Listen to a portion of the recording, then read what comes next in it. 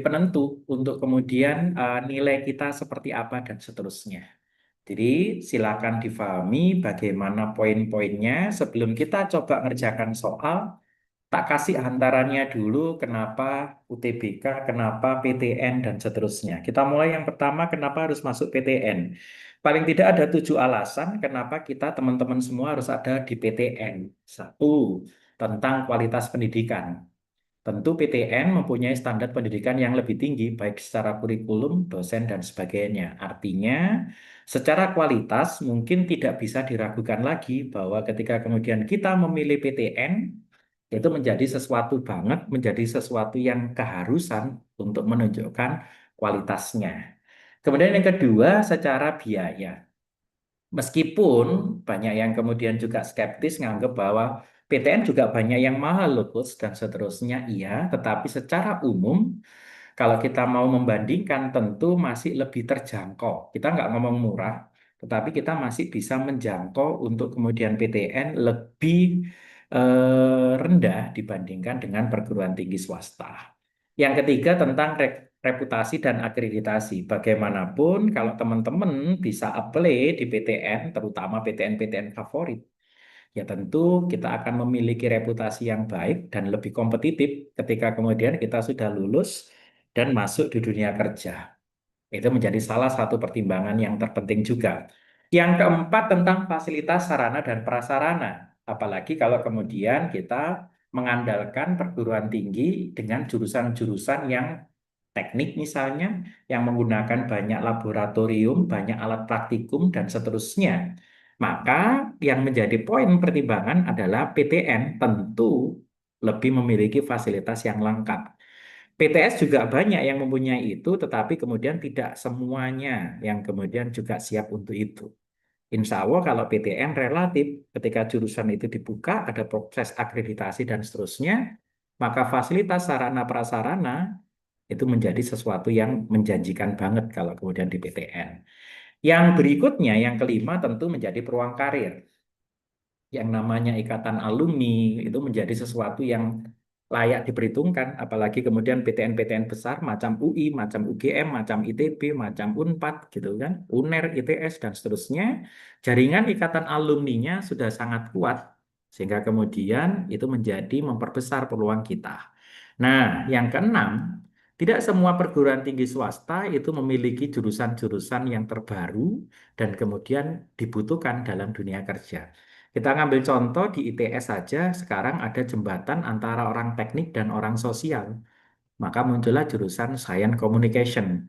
Jadi tidak hanya kemudian ilmu komunikasi, tetapi kemudian lebih ke science yang kemudian harus dikomunikasikan. Yang ketujuh, kegiatan ekstrakurikuler dan organisasi. PTN sering menyediakan banyak kegiatan itu. Contohnya hari ini di Jawa Timur lagi ada kegiatan Kampus Expo, ITS lagi besar-besaran untuk kemudian mengenalkan, membuka diri dan seterusnya, sehingga kemudian kegiatan-kegiatan itu dikendalikan atau kemudian diorganisasikan oleh kakak-kakak tingkat, oleh para mahasiswa, sehingga itu akan membentuk karakter, juga membantu untuk membangun soft skill, kepemimpinan, komunikasi, dan kerja tim. Itu paling tidak 7 alasan di poin pertama kenapa kita harus memilih PTN. Kemudian yang kedua, kita ingin berbagi informasi bahwa dari 3 jalur masuk perguruan tinggi, teman-teman semua, itu kita bisa melihat bahwa yang paling susah dimasuki itu adalah tentu jalur SNBP. Banyak yang mengatakan bahwa SNBP adalah jalur termudah. Ini adalah jalur yang paling sulit. Paling tidak banyak hal yang kemudian menjadi hal yang rumit yang menjadi mempersulit di sini. Satu misalnya, kita akan ngomong kuotanya. Pada jalur SNBP, kuota yang diberikan untuk masing-masing PTN, baik PTN yang layanan umum atau satuan kerja, dan PTN yang berbadan hukum, itu hanya minimum 20%. Bahkan kemudian untuk PTN BH, 20% ini dalam tanda petik menjadi angka mati yang kemudian kuotanya tidak bisa ditambah. UNER misalnya dalam setiap tahun kurang lebih menerima 8.500 mahasiswa baru, hanya mematok 20% untuk jalur SNBP-nya. Sehingga ini menjadi sesuatu yang kecil peluangnya kalau dibandingkan 2 jalur yang lainnya. terutama kalau teman-teman bandingkan dengan jalur mandiri. PTNBH bisa mengakses mandirinya itu sampai dengan 50%, separuh lebih. Fakultas Kedokteran 250 di UNER, daya tampungnya 125 itu diberikan lewat jalur mandiri dan seterusnya. Poin pertama itu menjadi sulit. Yang kedua, SNBP itu masukan awalnya nilai primernya diambil dari nilai rapot. Dan kita berjuang selama 5 semester. Artinya nilainya bukan ditentukan dalam satu waktu saja. Cukup panjang, yaitu 5 semester, 5 semester kurang lebih 2,5 tahun, itu yang kemudian menjadi poin tersendiri untuk kemudian ngomongin SNBP. Jadi ketika kemudian Anda menganggap bahwa SNBP itu paling mudah karena hanya menggunakan nilai rapot, tentu harus diperhitungkan lagi. Apalagi kebijakan baru di tahun 2026 nanti, dan hari ini sedang ada penggodokan itu, ya, bahwa kemudian nanti di Desember insya Allah akan diumumkan bahwa TKA itu nanti akan terbobot berapa persen untuk SNBP. Karena kemarin ITB sudah merilis lewat admissionnya ITB itu menyampaikan bahwa poin ketiga dalam penilaian SNBP di ITB itu adalah menggunakan nilai TKA. Pertama berdasarkan prestasi akademik, rapot dan seterusnya. Yang kedua adalah prestasi sertifikat, baik akademik maupun non-akademik. Yang ketiga menggunakan nilai TKA dan yang keempat menggunakan nilai portofolio untuk jurusan yang terkait dengan seni dan sebagainya. Kalau olahraga di ITB tidak ada, berarti terkait dengan seni dan seterusnya. Artinya penilaian di SNBP itu tidak sesederhana itu. SNBP banyak hal yang kemudian harus kita pertimbangkan dan perhitungkan. Nah, pada siang hari ini kita fokus untuk di SNBT. Tentu menjadi sederhana untuk SNBT karena hanya berdasarkan hasil tes. Anda nanti akan melakukan tes mulai tanggal 21 April, apapun hasilnya, dari manapun sekolah Anda, akan kemudian kalau skornya besar berarti peluang untuk diterima juga besar. Secara kuota di SNBT pun kuotanya bisa sampai 40% atau 30%. Masih di atas kuota dari SNBP. Maka yuk kita ambil jalur tengah, kita coba realistis. Hari ini kita berdiskusi untuk SNBT-nya. Oke, ini ada 24 di Indonesia PTNBH yang jelas-jelas sudah merilis bahwa kuota SNBP-nya itu hanya 20%. Jadi 24 PTNBH di Indonesia ini sudah mematok bahwa SNBT mereka itu adalah 30%, mandirinya 50%, dan SNBP-nya 20%. Yang coach warnai kuning ini kebetulan adalah PTN-PTN di Jawa Timur karena kebetulan coach Billy tinggalnya aslinya dari Jawa Timur. Maka dari 24 Jawa Timur cukup mendominasi, ada 5 PTN di Jawa Timur yang sudah berstatus berbadan hukum. Sehingga semua pengelolaan itu dari uang kuliah tunggal mahasiswanya. Hati-hati ketika nanti apply ini, maka dibutuhkan dalam tanda petik nilai yang cukup karena kuotanya sudah dipatok hanya sekitar 30% saja. Oke, sekarang kita coba lihat secara umum. PTN di Indonesia, kalau kita mau ngomong totalnya, kurang lebih ada 145 PTN. Informasi terakhir, belum ada penambahan, sehingga dari 145 itu terpecah menjadi 76 PTN akademik, 44 PTN vokasi, dan 25 PTKIN, Perguruan Tinggi Keagamaan Islam Negeri. 44 PTN vokasi statusnya adalah untuk apa istilahnya? Lebih mengasah skill, bukan mengasah knowledge. Kemudian di vokasi berarti nanti Anda akan bergelar sarjana terapan. Kalau D4. Oke, disediakan D4 dan D3. 76 PTN akademik menyediakan ada juga S1, tetapi juga kayak ITS juga membuka vokasi dan seterusnya. Jadi yang 76 itu juga menyediakan jalur vokasi. Sehingga dari 145 itu terbagi menjadi 585 nanti adalah diploma 3, 604 adalah diploma 4 atau sarjana terapan, dan 3.417 adalah sarjana S1. Yang kemudian secara tes, secara kemudian penilaian dilakukan secara bersama-sama. Baik untuk jurusan D3, D4, dan S1. Nah, ini adalah seleksi nasional berdasarkan tes ketentuan umumnya. menjadi pencermatan adalah di poin nomor 4. Kita mulai dari poin nomor 1 dulu. Peserta mengikuti SNBT UTBK itu sebanyak 1 kali. Meskipun nanti akan dilaksanakan dalam 10 hari, 1 harinya ada 2 gelombang, tetapi teman-teman hanya diizinkan untuk ikut 1 kali. Kemudian hasilnya hanya berlaku pada saat teman-teman melakukan ujian di tahun tersebut. Artinya kalau hari ini 2026 nanti Anda belum berjodoh, belum dapat kampus, berarti teman-teman bisa mengulangi lagi tahun depan, tetapi dengan menggunakan nilai yang ada di tahun depan. Tentu bukan nilai tahun ini. Kemudian yang ketiga, jalur SNBT berdasarkan UTBK 26 dan ditambah dengan portofolio bagi peserta yang mengambil seni dan olahraga. Jadi urusan seni dan olahraga, maka nanti bobot terbesarnya justru ada di portofolionya. Hampir 60% penilaian itu nanti tergantung portofolio. Meskipun tidak semua PTN membobot 60%, ada yang 50-50. Kalau ITS yang coach tahu adalah 40%-nya adalah nilai UTBK, 60%-nya adalah nilai portofolio. Dan yang terakhir, siswa yang telah dinyatakan lulus jalur SNBP 26, SNBP 25, SNBP 24 tidak dapat mengikuti SNBT. Jadi siswa yang sudah apply SNBP dan kemudian diterima tidak bisa. Tetapi kalimat ini sebenarnya bersayap.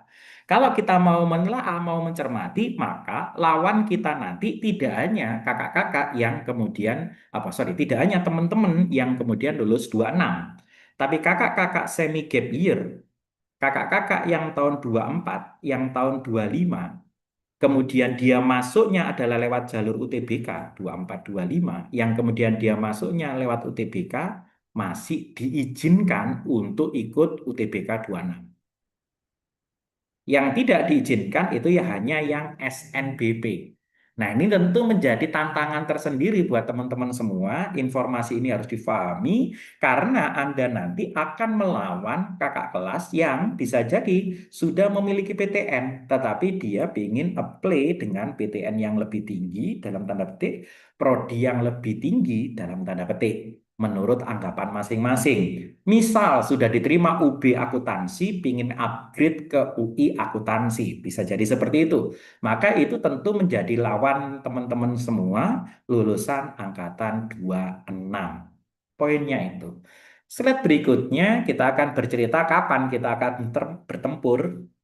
Kita akan bertempur mulai tanggal 21 sampai tanggal 30. 1, 2, 3, 4, 5, 6, 7, 8, 9, dan 10.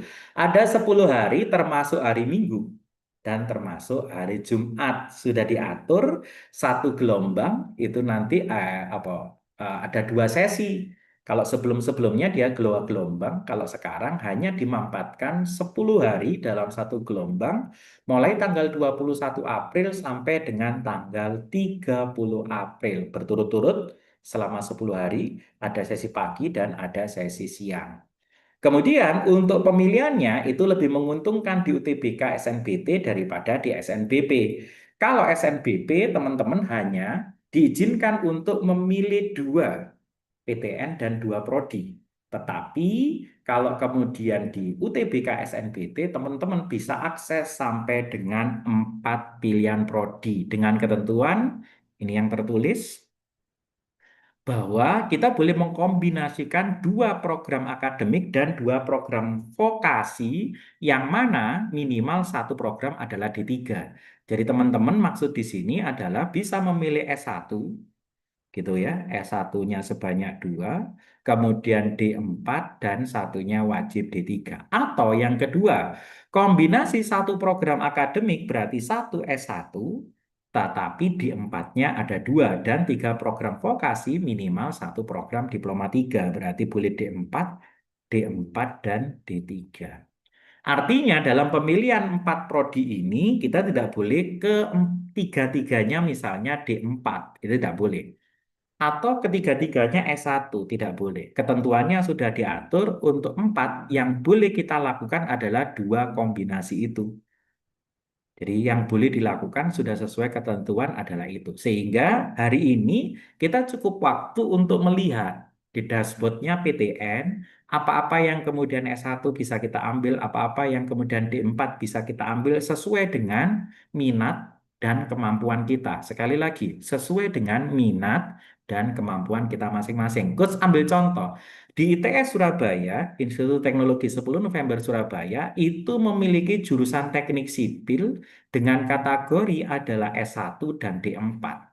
Sama-sama teknik sipil, tetapi dia menyediakan S1 dan D4. Artinya, ini bisa jadi alternatif teman-teman ketika kemudian nanti akan memilih kalau memang targetnya masuk teknik sipil. Atau misalnya kita ngomong tidak di ITS saja, kita ngomong misalnya ITS dan UNER, kita kombinasikan keduanya. Kemudian kita ingin masuk ke teknik informatika. Maka kita bisa memainkan itu. Di ITS punya S1 Informatika, di UNER punya D4 Informatika. Sehingga kita bisa memainkan teknik informatika masing-masing di S1 dan D4.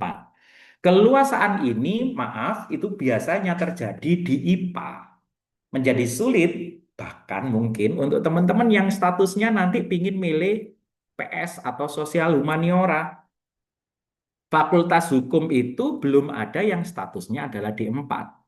Fakultas hukum ya semuanya adalah S1. Itu yang menjadi kesulitan. Pertambangan perminyakan misalnya, pertambangan perminyakan itu banyak yang S1, tetapi Polinema, Politeknik Negeri Malang itu menyediakan D4. Sehingga itu bisa diakses. Bahkan misalnya kalau kita mau ngomong ilmu gizi itu mulai S1 ada, D4 ada, dan bahkan D3 juga ada. Keperawatan misalnya, D4 ada, S1 ada, D3 juga ada. Nah, silakan hari ini banyak untuk mencari, karena hari ini kita sudah bertemu, ini adalah trigger buat teman-teman, ini adalah awalan buat teman-teman, untuk kemudian bisa memahami dulu, apa yang kemudian jadi impian, jadi cita-citaku, kemudian tak sesuaikan dengan satu tadi keinginan, bakat, dan kemudian kemampuan. Kalau kemudian kita memang mampu dan harus mengejar masuk ke teknik sipil, silakan. Dan itu bisa Anda akses S1, D4-nya, dan seterusnya. Elektro misalnya, itu juga ada S1 dan D4. Jadi jurusan-jurusan teknik cenderung lebih leluasa. Kalau di sosial humaniora yang ada apa, Coach? Manajemen. Manajemen itu ada yang S1, kemudian ada juga yang D4 dan seterusnya. Ekonomi itu juga ada dan seterusnya. Tetapi itu tadi sekali lagi untuk jurusan-jurusan konvensional macam hukum, macam kemudian apa itu apa bukan manajemen, ilmu komunikasi, hubungan internasional itu bahkan belum ada yang menyediakan status D4. Sehingga ibarat kata kita harus mencari turunannya, harus mencari prodi yang kemudian di bawahnya itu D4 tetapi masih serumpun dengan itu. Itu yang menjadi agak kadang kendala, kesulitan, dan seterusnya. Meskipun nanti teman-teman yang akan misalnya tertarik join dengan Rumah Belajar R, itu nanti juga akan kita pandu berdasarkan nilai rapot, berdasarkan nilai tryout. Kalau Anda SNBP berarti kita melihat nilai rapot, kalau kemudian Anda UTBK berarti melihat nilai tryout yang sudah selama ini kita lakukan, bersama-sama belajar dan seterusnya, perkembangannya kayak apa, kita nanti akan memberikan masukan-masukan kepada teman-teman semua, untuk nantinya strategi pemilihannya biar nanti tidak salah pilih menjadi tepat dan seterusnya.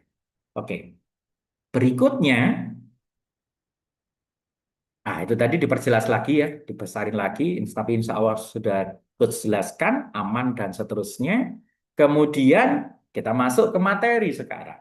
Nah, sebenarnya penyelenggaraan UTBK yang hanya menggunakan tes potensi skolastik atau tes skolastik ini itu digagas oleh Pak Menteri sebelumnya, yaitu Pak Nadiem Makarim di tahun 2023.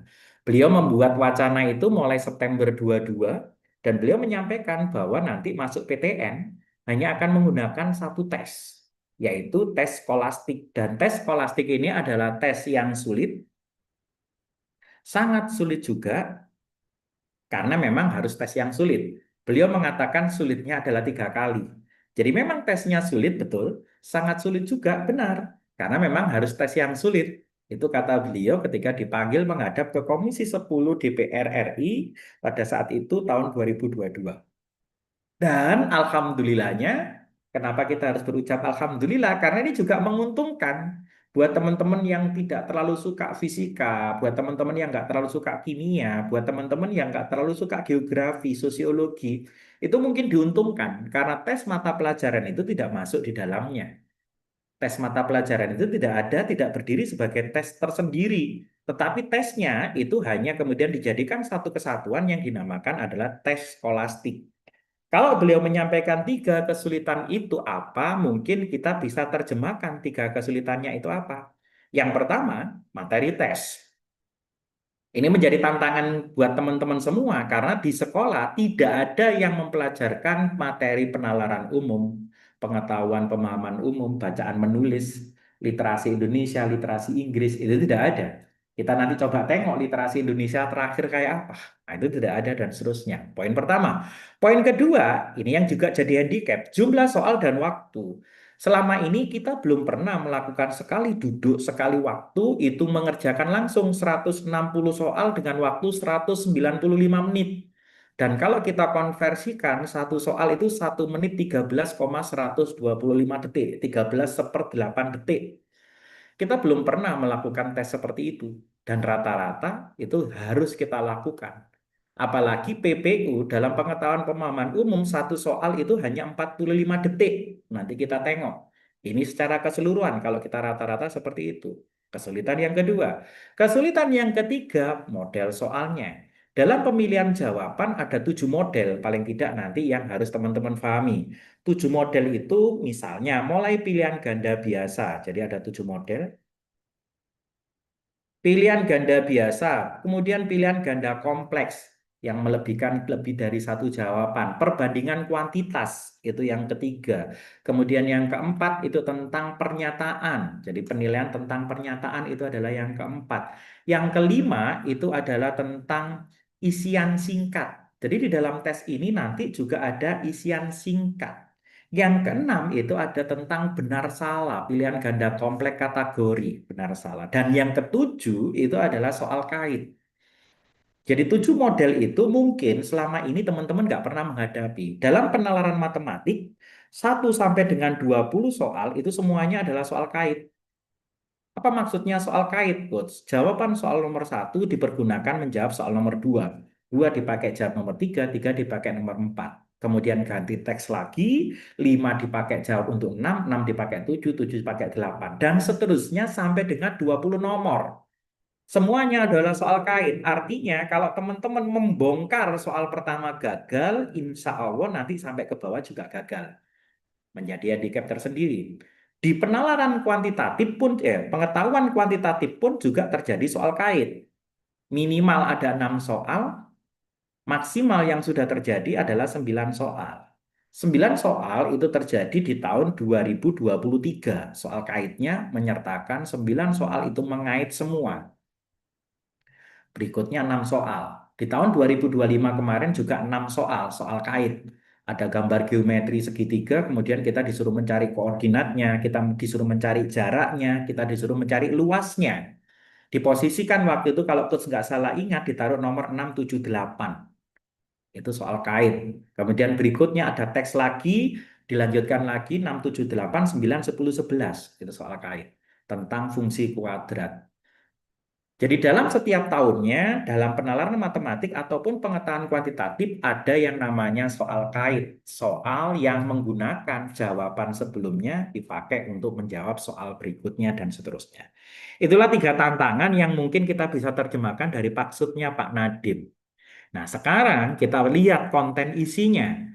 Di dalam tes potensi skolastik itu ternyata terdapat 7 komponen. Secara umum 2 komponen yaitu tes potensi itu sendiri dan tes literasi. Dalam tes potensi skolastiknya dibagi menjadi 4. Itu sudah dijelaskan dengan jumlah soal masing-masing seperti itu. Dan waktu yang juga sudah tertentu dan seterusnya. Dalam literasi berbahasa Indonesia pun, tahun ini perubahannya sangat luar biasa. Di tahun 2025, muncul kekacauan di literasi bahasa Indonesia karena dianggap bacaannya terlalu berat. Teman-teman yang IPS pun harus belajar bacaan tentang saintek. Teman-teman yang saintek pun juga akan belajar, teman-teman yang IPA juga harus belajar tentang bacaan sosial humaniora. Oke, Jumlah soalnya terinci sebagai yang ada di situ dengan waktu soal yang kemudian nanti totalnya adalah 3 jam 15 menit. Berarti kita sudah bahas dan seterusnya. Ini kita buat apa highlight satu persatunya dan ini adalah contoh soal dalam literasi berbahasa Indonesia. Jadi literasi bahasa Indonesia tahun kemarin soal teksnya seperti itu. Bicara tentang susu secara umum, tetapi di dalamnya nanti ada poin-poin persentase. Ada poin-poin kandungan protein, laktosa, mineral, air, lemak, dan sebagainya. Kemudian di paragraf berikutnya mengandung vitamin dan seterusnya. Dan kalau kita tengok, nah pertanyaannya akan memunculkan itu. Simbol salah satu mineral yang terkandung dalam susu dengan bacaan di atas adalah yes. Ini adalah literasi dalam berbahasa Indonesia. Dan Anda tidak bisa mengatakan, Coach, aku anak IPS. Aku tidak pernah belajar ini. Maka itulah yang namanya tantangan dalam UTBK itu tadi. Maka itulah yang harus kita buat persiapannya sedari awal. Meskipun teman-teman adalah IPS, teman-teman akan mendapatkan teks yang sama. Karena ini dianggap sebagai sebuah pemahaman secara umum. Jadi kalau yang terkandung dalam susu misalnya lemak, protein gitu kan ya, laktosa. Nah, unsur kimianya kira-kira apa? Ya kita harus tahu. Seperti itu. Dan kita hanya bisa mengambil itu dari apa? Teksnya. Di sini misalnya ada kalsium, berarti kita harus tahu kalsium apa. Fosfor itu apa, natrium itu apa, besi itu apa, tembaga itu apa, seng itu apa, dan seterusnya. Nah, inilah yang kemudian kita harus tahu unsur-unsurnya. Dan itu dalam kebijakan Kurmer atau K13 dianggap teman-teman meskipun IPS itu belajar itu. Oke, pertanyaan kedua menurut bacaan di atas, senyawa karbohidrat terdapat dalam susu sapi murni adalah, nah, yang termasuk dalam karbohidrat mana? Ini bau-baunya menjadi biologi, yang tadi menjadi kimia dan seterusnya. Nah, teks dua itu bisa jadi menjadi fisika. Ini adalah soal tahun 2025. Coach nggak ngarang deh. Yang ada adalah seperti itu. Dimainkan yang namanya dinamika fluida. Lagi-lagi teman-teman IPS akan menjerit. Aku IPS, kenapa dikasih itu? Tidak, ini adalah literasi dalam berbahasa Indonesia, bahkan rumusnya pun juga sudah tertulis dan seterusnya. Maka kalau kemudian hari ini kita bersiap, insya Allah nanti nggak ada masalah. Anda diminta untuk membaca grafik, kemudian Anda diberikan fluida Bingham yang kemudian bla bla bla dan seterusnya, geserannya kayak apa dan seterusnya. Kemudian rumusannya kayak apa dan seterusnya. Itulah kurang lebih kalau kemudian kita ngomongin yang namanya UTBK literasi dalam berbahasa Indonesia. Secara umum saja, secara singkat aja supaya teman-teman tahu dan siap sedari awal. Meskipun nanti ketika belajar dengan rumah belajar R itu tentu akan kami siapkan dan seterusnya. Ini adalah timeline penting kita. Ini adalah tanggal-tanggal yang kemudian kita harus siapkan, tanggal-tanggal yang harus kita sikapin bijak sehingga nanti semua teman-teman harus sudah siap untuk tanggal 21 April karena kita akan roll on di sana. Kita akan roll on di sana 21 sampai 30 kita akan berjuang. Anda nanti mendapatkan tanggal berapa, semoga bukan day one dan seterusnya. Oke, pertanyaan terakhirnya adalah kalau kita semua sudah tahu itu, apa yang harus kita siapkan? Hari ini langkah awal bagian dari apa yang harus kita siapkan. Hari ini mungkin adalah persiapan awal yang kemudian teman-teman harus sepakati bersama sehingga nantinya ke depannya itu menjadi lebih siap menghadapi UTBK. Yuk, kita coba kupas satu persatu bagaimana cara belajar kita yang efektif sesuai dengan judul bahwa kemudian kita bisa menyelesaikan PK di bawah 1 menit. Coach sudah menyiapkan kurang lebih ada 7 soal, 7 cuplikan soal yang pernah muncul. Satu, tentang bilangan. Dua, tentang pertidaksamaan dan grafiknya. Tiga, itu tentang statistika, data dan ketidakpastian. Kemudian yang keempat, itu tentang fungsi, di dalam hal ini adalah fungsi inverse. Yang kelima itu tentang barisan dan deret, karena ini soal-soal standar yang pernah muncul dan pasti muncul. Dan yang keenam tentang fungsi kuadrat yang digabung dengan transformasi geometri. Dan yang terakhir 7 nomor itu adalah tentang trigonometri. Coach buka kolom chatnya, silakan ditulis di kolom chat mana dulu yang harus kita bahas. Kita akan voting, silakan ditulis di kolom chat mana soal yang harus kita bahas, nomor berapa dulu yang harus kemudian kita bahas bersama-sama. Satu, dua, tiga, empat, lima, sampai dengan tujuh. Silakan ditulis kolom chat, bisa aku pilih yang kelawar pertama atau kemudian yang paling banyak. Silakan kolom chatnya aku buka, biar bukan aku yang memilihkan. Silakan dipilih yang mana. Satu, dua, tiga, empat, lima, atau tujuh. Tujuh, Lenovo. Selain Lenovo, siapa lagi? Sudah dipilih tujuh dan seterusnya. Bagaimana kita menyelesaikan under 1 menit? Bagaimana kita membereskan soal itu di bawah 1 menit? Bilangan, pertidaksamaan, dan grafiknya, data dan statistika, kemudian fungsi inverse, kemudian barisan dan deret, kemudian fungsi kuadrat, dan nomor 7 adalah tentang trigonometri. Oke, SMA Lentera. Ini ngapain Lentera hati ikut-ikut? Oke, wes. Aku skip, sorry Lentera hati. Aku skip ya. Toh sudah belajar. Oke, kita coba bahas yang tentang trigonometri saja. Kita ngomongin trigonometri dan sesuai tema, karena kita harus menyelesaikan itu di bawah 1 menit, bagaimana kita menyelesaikan itu di bawah 1 menit. Oke, mohon izin untuk itu menyelesaikan di bawah 1 menit. Mereka mau belajar lagi, Coach. Iya, pemanasan, tapi salah konteks ya, nggak apa-apa. Dah, kamu ikut aja. Oke, bahwa kemudian bagaimana ini harus bisa selesai dalam 1 menit, temanya sesuai tema, berarti kita akan lakukan itu. Oke, ayo. Jika 0 kurang dari 90 dan kemudian kosinus alfa sama dengan 3/4 di antara pilihan berikut yang benar adalah yang mana? Ya sudah, yang benar adalah yang mana? Kalau kemudian kita ngerjakan dengan cara biasa, satu, Anda tentu lari akan ke Pitagoras. Anda tentu akan lari ke Pitagoras. Dan ketika kemudian Anda mempunyai seperti itu, Pitagoras Anda gabungkan dengan yang namanya sin, itu pasti demi, cos itu pasti sami, dan tan itu pasti desa. Demi artinya depan per miring, sami artinya samping per miring, desa artinya depan per samping. Oke, untuk bisa memahami itu supaya kurang dari 1 menit tentu kita harus paham konsepnya dulu. Ketika kemudian Anda punya kosinus alfa, berarti kosinus itu kita ngomongin samping dibagi miring. Tuh 1 menit tuh sudah samping dibagi miring, nggak apa-apa. Kita kan berarti bercerita. Kalau kemudian itu ada samping dan miring, maka sampingnya adalah 3, miringnya adalah 4. Oke, maka sisi di sini dinamakan sebagai sisi depan. Dan kalau kita berhitung dengan menggunakan Pythagoras, maka depan itu akan menjadi 4 kuadrat dikurangi 3 kuadrat. Pythagoras ngomong itu, itulah depan kuadrat.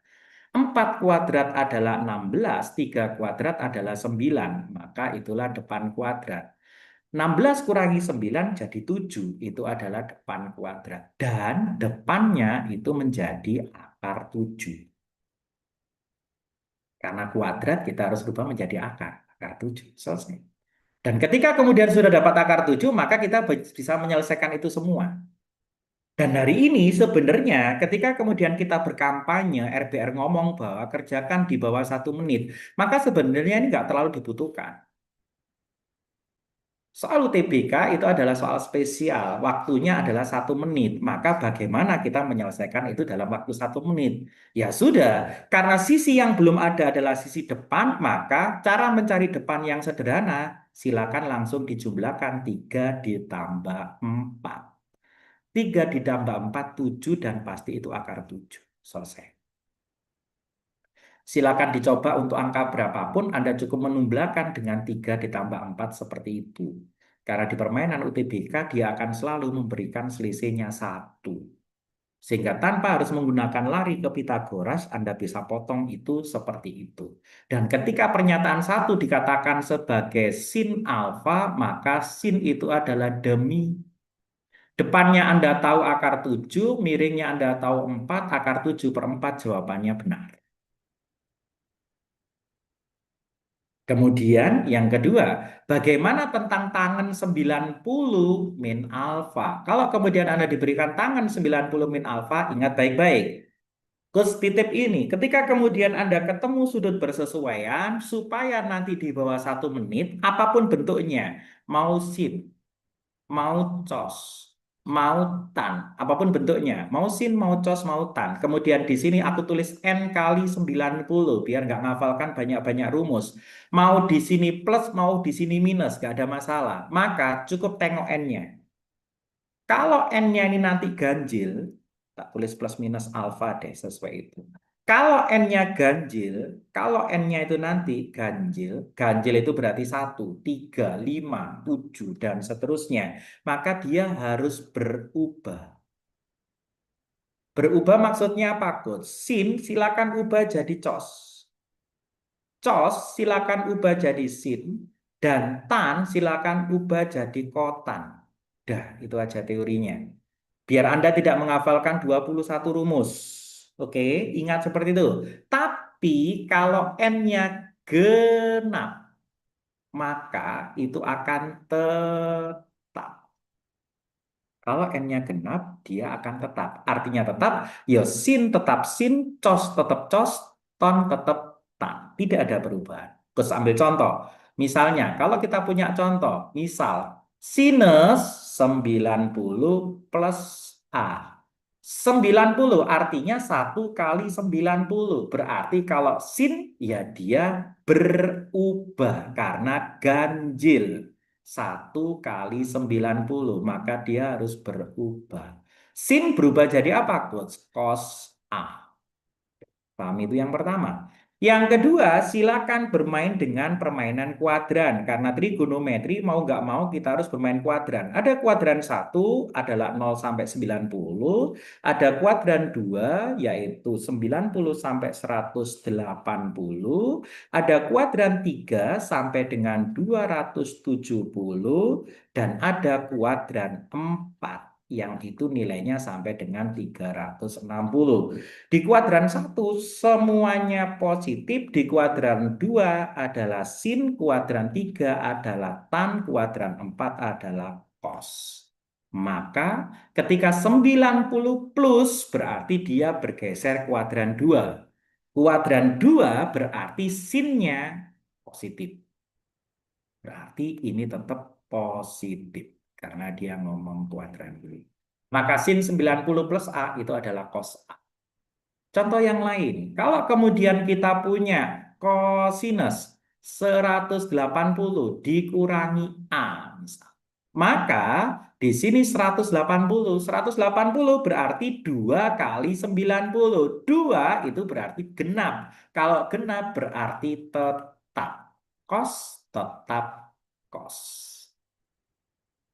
Oke, kemudian sama. 180 min A. 180 min berarti dia kuadran 2. Kalau dia kuadran 2 berarti nilai kosinusnya negatif. Maka min cos A. Seperti itu. Kalau penjelasan ini terlalu cepat, wajar karena Anda baru ketemu. Dan kalau kemudian terlalu cepat, tonton ulang videonya. Karena semua nanti tervideokan, Anda bisa nanti tonton ulang videonya untuk memahaminya. Oke, berarti kalau kita balik ke sini, kita ketemu yang namanya tan 90 min A. Dia harus jadi apa? Ingat, 1 kali 90. Ganjil. Kalau ganjil berarti dia harus berubah. Ya kan? Dia berubah. Jadi apa? Tan, tan menjadi kotan. Karena dia harus berubah. 1 kali 90. Kotan alfa. 90 min alfa berarti dia kuadran 1. Kuadran 1 semuanya positif. Kalau tangen itu adalah desa, maka kalau kotan itu adalah sade. Samping dibagi depan. Sampingnya 3, depannya adalah akar 7. 3 per akar 7 is correct. Benar. Ini soal UTBK tahun 2025 kemarin. Maka poinnya nanti silakan bermain di situ. Oke. Yang ketiga, bagaimana? Apakah nilai kosinus alfa kurang dari sin alfa? Cos itu adalah samping dibagi miring. Sin itu adalah depan dibagi miring. Miringnya boleh dicoret, maka kita bandingkan samping dan depan. Sampingnya 3, depannya adalah akar 7. 3 sesungguhnya adalah akar dari 9. 9 dan 7 tentu lebih gede 9. Berarti nomor 3 pernyataannya salah. Tandanya terbalik. Dan yang terakhir, tangan alfa. Kalau tan itu berarti desa. Tangan alfa sama dengan depan dibagi samping. Depannya berapa? Depannya di sini akar 7. Sampingnya berapa? Sampingnya di sini 3. Berarti akar 7 dibagi 3 benar. Mana yang benar? 1, 2, dan 4. Aku berhenti di situ. Adakah pertanyaan? Kalau paham, tuliskan kata paham di kolom chat. Kalau paham, silakan tuliskan kata paham di kolom chat. Kalau paham, silakan tuliskan kata paham di kolom chat. Oke. Wah, nggak ada yang tulis berarti nggak paham. Kalau nggak paham berarti silakan tonton ulang videonya. Tonton ulang videonya. Oke. Oke, nggak apa-apa. Oke, thank you Lenovo. Yang paham dari 22 makhluk itu hanya Lenovo. Oke, good job. Sip. Oke. Ada lagi yang paham? Oke, thank you Rizky ya. Thank you Arif Hakim. Paham, paham, Coach. Oke, thank you, thank you, thank you. Oke, sip. Untuk memastikan Anda benar-benar paham, silakan kerjakan soal berikut. Aku kasih timer 1 menit. Silakan kemudian siapkan alat tulisnya terlebih dahulu. Aku siapkan timernya. Kita coba beneran apakah kemudian Anda benar-benar paham setelah kemudian ikut pembahasan yang sederhana ini. Apakah kemudian Anda bisa menyelesaikan dalam waktu 1 menit yang sesungguhnya? Aku siapkan 1 menitnya. Kalau sudah, yuk kita coba. Kita coba. Nanti jawabannya silakan di kolom chat ditulis. Aku buat esai. Aku buat esai. Aku buat esai. Yuk, kita buat seperti ini. Kalau kemudian tadi soalnya adalah kos, sekarang aku mainkan. Kalau kemudian, sorry. Kalau kemudian 0 derajat kurang dari sama dengan A, kurang dari sama dengan 90, artinya di kuadran 1. Kemudian aku tulis sin A sama dengan, nunggu ya, 6/7. Tentukan nilai yang pertama. Tan A. Tulis di kolom chat. Kemudian yang kedua. Cos A. Tulis di kolom chat. Yuk, cepat. 1 menit yang sudah ketemu jawaban silakan lanjut tulis di kolom chat.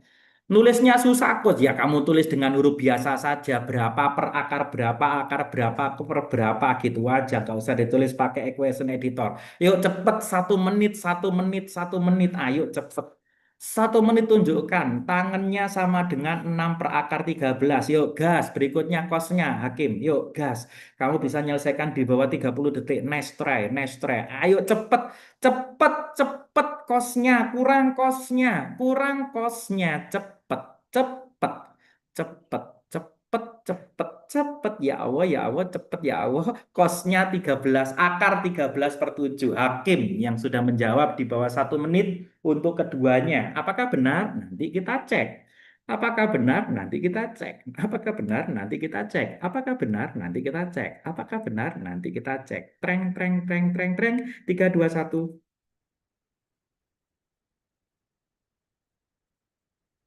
Apakah cuma hakim saja? Apakah yang lain tidak berkeinginan untuk menjawab? Oh, masih bingung? Oke, kita bahas bersama-sama. Karena semuanya sudah paham itu, ingat yang namanya sin adalah depan dibagi dengan miring. Depannya ada, maaf kalau salah. Hehehe, oke. Kenapa nggak pede? Depannya ada 6, miringnya ada 7. Kita nggak harus gambar karena kita sudah paham itu. Berarti yang belum ada siapa? Samping. Sampingnya bagaimana, Coach? Tinggal 6 tambah 7. 6 tambah 7 berapa? 13. Kamu kasih akar. Selesai. Yang namanya tangan itu adalah desa.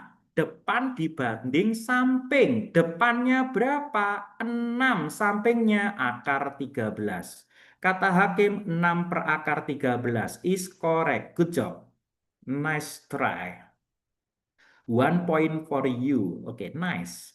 Kosinus itu adalah samping dibagi miring. Oke. Sampingnya berapa? Akar 13. Miringnya berapa? 7. Akar 13 per 7. Dua-duanya benar. Kamu layak untuk ikut UTBK besok. Langsung daftar, langsung tes hakim. Khusus soal trigonometri. Terima kasih Hakim, jawabannya tepat. Boleh tulis di situ kamu target mau PTN apa, jurusannya di mana. Kebalik ya, PTN-nya di mana, jurusannya apa. Coach biar tahu. Thank you Hakim. Jawabannya benar. Yang lain, adakah yang kemudian ingin ditanyakan dan seterusnya? Kalau yang nobar mungkin nggak bisa ngechat, ya nggak apa-apa. Aman? Bisa difahami? Bisa toh? Jadi sesederhana itu untuk menyelesaikan UTBK ketika kemudian Anda sudah paham, tidak kemudian harus digambar dan seterusnya. Apapun itu. Oke? Sip, bisa difahami satu soal itu? Oke, jadi kalau ini tadi nggak mau digambarkan langsung boleh. Yang namanya cos ini adalah samping, di sini adalah miring. Yang aku butuhkan apa cos? Depannya berapa? 3 tambah 4, berarti 7, kasih akar. Selesai. Itu doang. Maka gambar ini nanti menjadi sesuatu yang tidak harus ada karena Anda sudah paham dan semoga itu di bawah 1 menit. Oh, ternyata quote yang tadi itu sinnya bukannya 7/4. Nah, kenapa kok 7/4? Kan sinnya soalnya. Yang ini tadi sinnya berapa? Sin kan akar itu yang nomor satu. Itu yang nomor satu salah. Sinnya, sinnya tadi berapa, Kak? Kita punya. Nomor satu salah. Oh iya, maksudnya ini ngoreksi jawabannya kita ya. Oke, sorry, betul. Itu nggak ngeliat itu aku. Maaf, terima kasih Kak, diingetin. Sinnya itu salah, harusnya akar 7/4. Di sini tulisannya 4 per akar 7. Ya maaf lah, Bapak-bapak ya. Suka salah lihat tuh. Betul, terima kasih Kak. Sopo? Kak siapa tadi yang ngingetin ya? Thank you. Kak Laila yang lahir pagi. Oke, Kak Laila yang lahir pagi. Lail malam tapi lahirnya pagi. Kenapa kok dinamakan Lail? Ya karena berangkat ke rumah sakitnya malam-malam gitu kan. Ya bisa jadi seperti itu. Oh, enggak, juk bapak-bapak, crispy banget. Terima kasih sudah diingatkan. Ya, katanya Kak Laila, ini kan kamu ngitung akar 7/4, Coach. Ngapain ini 4 per akar 7 kamu benerin? Iya, orang tadi warnanya juga biru, berarti kan salah. Oh, oh. Yang bener yang pakai warna merah ya. Oke, terima kasih. Ada yang lain yang dikoreksi? Oke, aku rasa trigonometrinya beres. Trigonometrinya beres. Pilih satu lagi antara 1 sampai 6. Silakan dipilih tulis kolom chat. Antara 1 sampai 6. Yang mau dibahas mana? 1 sampai 6. Tulis di kolom chat 1 sampai 6. 1 sampai 6. 1 sampai 6. 1 sampai 6. 6. Katanya Kak Zair. 6. Benar, 6. Yakin 6? Yang fungsi asik kelihatannya. Wow, asik nih. Fungsi. Yang fungsi asik. Asik fungsi ya. Yang fungsi itu asik tuh. Fungsi asik coach. Oke, asik-asik. Mana? Asik-asik, asik-asik. Nomor 6 itu tentang fungsi kuadrat. Eh nomor 7 sorry ya Allah, ini kok jadi nggak bisa jalan. Oke. Selamat untuk Kak Hakim Man Icelotim. Oh, Man Icelotim ya sama aja bohong lah. Sama aja bohong. Sama aja bohong ya. Kalau dari Manice Lotim ya bohong gitu. Kan kita sudah sering ketemu. Ya nggak seru dah. Nggak seru, nggak seru. Nggak seru. Aku berharap sih yang ketemu aku hari ini bukan yang biasa ketemu aku. Kalau biasa ketemu aku ya ngapain ketemu lagi gitu. Ya nggak seru, nggak seru. Oke. Udah deh, aku ambil salah satu saja. Nomor 4. Yuk. Nomor 4 kita bahas, kita selesaikan itu fungsi f dengan fx-nya sama dengan 5c kurangi x. Untuk suatu fungsi real c memiliki f inverse yang memenuhi itu. Berdasarkan informasi yang diberikan, manakah fungsi itu yang benar? Oke, selesai. Yuk kita bahas teorinya. Kalau kemudian kita sudah paham teorinya, maka kita bisa mengerjakan ini dengan sangat mudah dan seterusnya. Untuk yang nggak paham ini, dia akan mengerjakan lebih dari 1 menit. Kenapa lebih dari 1 menit? Satu, poinnya nanti yang akan dilakukan. Ketika di sini ada fx yang sama dengan 5c minus x, dia akan pertama kali mencari f inverse-nya. F inverse-nya sama dengan apa? Begitu ketemu F inverse-nya sama dengan apa, dia masukkan F inverse 3 plus C kuadrat. Oke, sama dengan apa? Kemudian F inverse 3 plus C kuadrat dibuat sama dengan 3. Kalau dibuat sama dengan 3, barulah kemudian kita dapat nilai C-nya. Yuk, 1 menit toh bercerita seperti itu. Maka hari ini kita coba potong dengan menjadi yang lebih sederhana. Kita potong dengan menjadi yang lebih sederhana.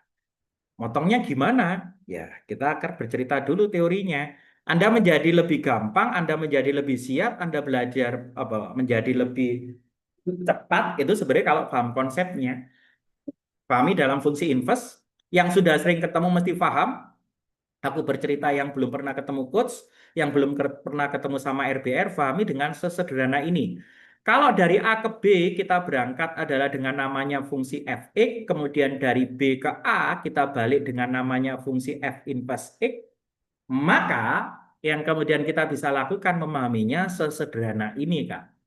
Kalau di sini aku katakan sebagai A, kemudian aku katakan ini sebagai B, maka A ini adalah domain. B ini adalah range. Tetapi itu kalau kita membacanya sebagai Fx, berarti kan kita ngomong Fa itu sama dengan B.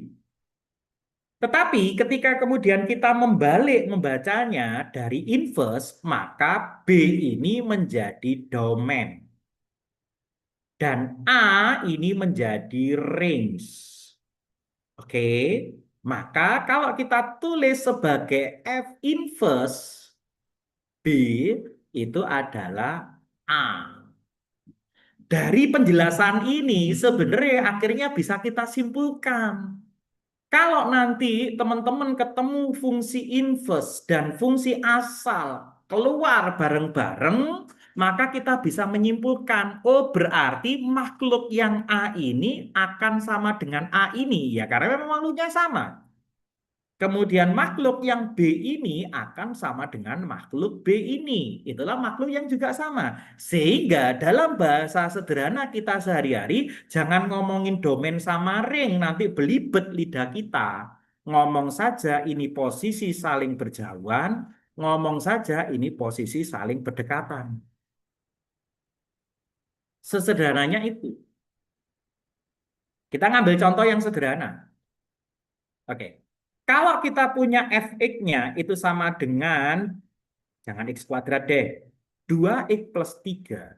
Terus teman-teman tak kasih F inverse A sama dengan 1.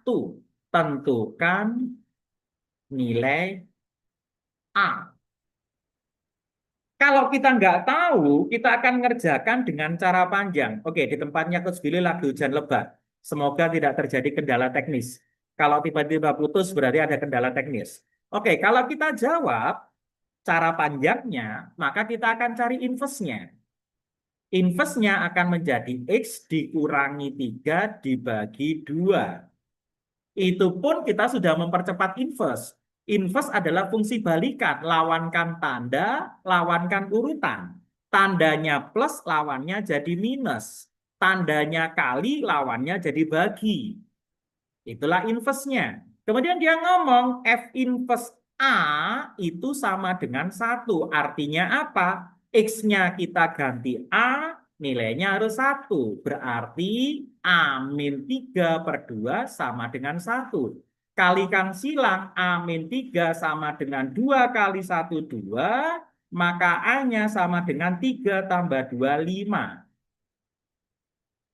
Itu kalau kita tidak menggunakan konsep jauh-jauh, dekat-dekat.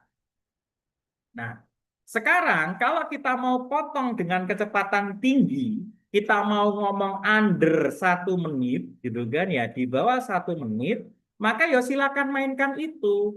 bahwa yang namanya fx sama dengan 2x plus 3, yang namanya f inverse A sama dengan 1, maka kita punya jauh-jauh dekat-dekat. Yang jauh-jauh akan mengatakan X-nya sama dengan 1.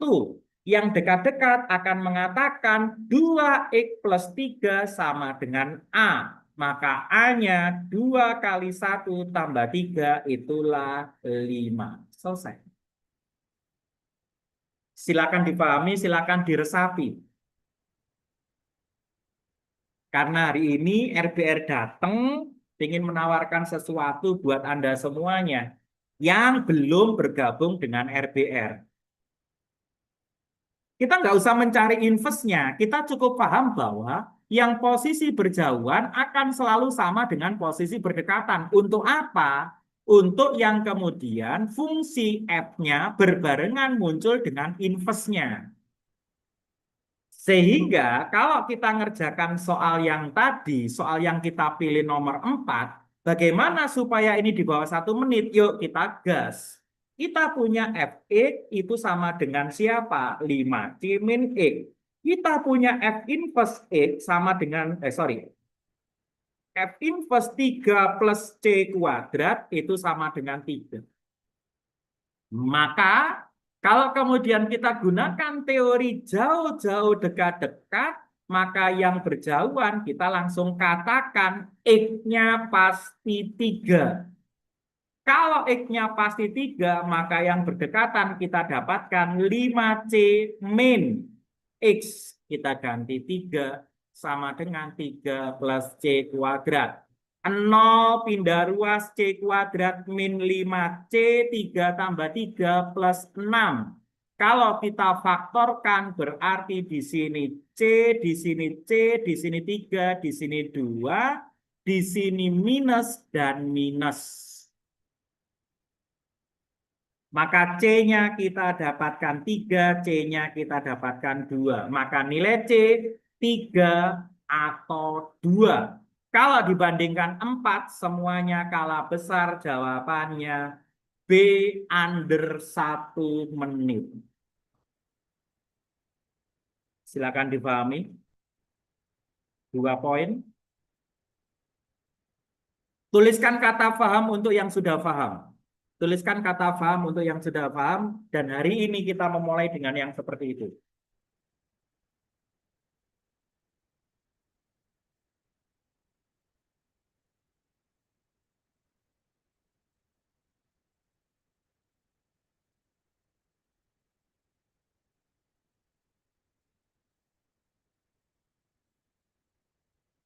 Silakan tonton ulang videonya kalau kemudian teman-teman masih merasa terlalu cepat dan kemudian belum paham dan seterusnya. Jangan lupa kalau nantinya harus menekan tombol lonceng dan subscribe-nya di YouTube-nya Coach Billy untuk menerima notifikasi pemberitahuan kalau kemudian sewaktu-waktu kelas online kita muncul. Oke, suasananya tidak mendukung karena cukup kenceng hujan di sini. Dan target kita adalah memberikan informasi ke Anda semua untuk kemudian Anda mulai bergerak untuk menyiapkan diri Anda kalau memang Anda punya target, punya impian bisa diterima di PTN favorit dengan jurusan favorit. Masuk di PTN favorit bukan urusan sederhana. Anda boleh cek di IG-nya RBR, rbr.id. Di situ ada semua lengkap tentang skor masuk PTN minimal tahun kemarin berapa, di PTN jurusan apa, dan kemudian PTN-nya mana. Itu yang hari ini bisa Coach Billy bagi. Berikutnya tak serahkan ke Pak Hartanto. Thank you. Aku langsung pamit undur diri. Yang belum join, aku tunggu join dengan Rumah Belajar R. Terima kasih. Selamat siang.